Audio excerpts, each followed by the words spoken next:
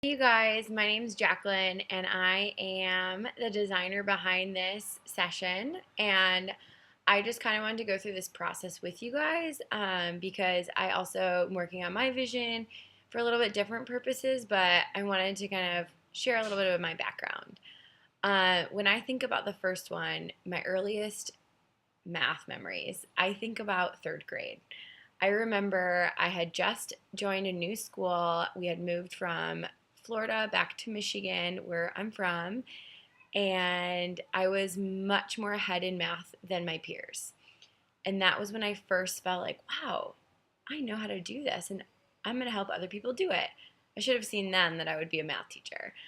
But I remember helping the teacher explain things to other students. I remember during math class that I would go and work with students that were struggling and help them with math. I don't remember particular students or particular concepts, but it's a memory that has stuck with me, probably because my parents have told me about it. Uh, but definitely remember, like, I can visualize myself moving around the classroom freely to go help other students. When I think about my strongest math memory, I think about high school. I think about AP Calculus. Uh, there were only a few AP classes at our school, and I was really excited about Calc because I loved math. I got to the class with high expectations. The teacher was also my homeroom teacher for the past 3 years, so I knew him very well. It was the first time I ever felt frustrated in math class. And not frustrated because I wasn't getting A's. I was getting A's and B's, but because I didn't know I was learning. I didn't feel like I knew how to ask the right questions. I was stumped and had to ask for a lot of homework help, and I would do it, but I was doing a lot of procedures. And that's when I realized that I don't really think I know this. I'm struggling a lot, and I don't know how to get help. I don't know how to get these concepts. I'm doing it, but I'm not seeing it. I'm not feeling it. And I knew going into the AP test I wasn't going to do so well, and I didn't. And I got to college, and they put me in college algebra because I wasn't performing the calculus that they or the math that they expected me to, even though I had AP calculus on my application. So that's when I knew I was like, okay, I know how to do this, but do I really understand what's going on? And when I think about the first time I failed at math, it wasn't in that class. It was actually in ninth grade geometry, which was really telling, I guess, now as a math teacher looking back. But I didn't know the concepts in geometry, and I turned in a test completely blank.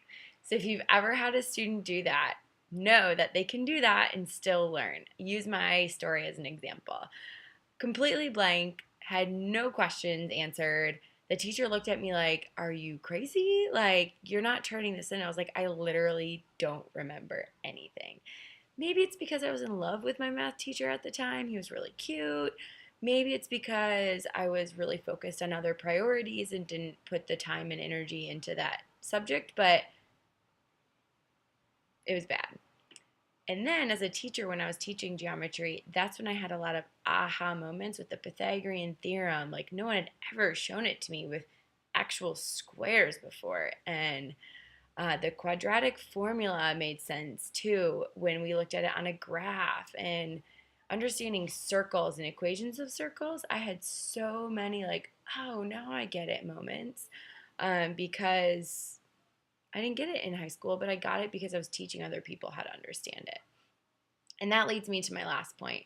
I feel most successful in math when I'm teaching other people and guiding them to an understanding.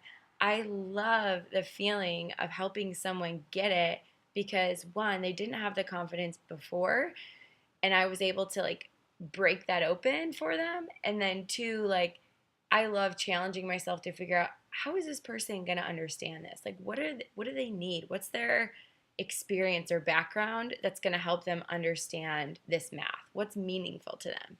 And that's why I love teaching math. So I'm excited to hear about your stories. I'm excited for you to dig into what math is in your background so that you can use that in creating your vision.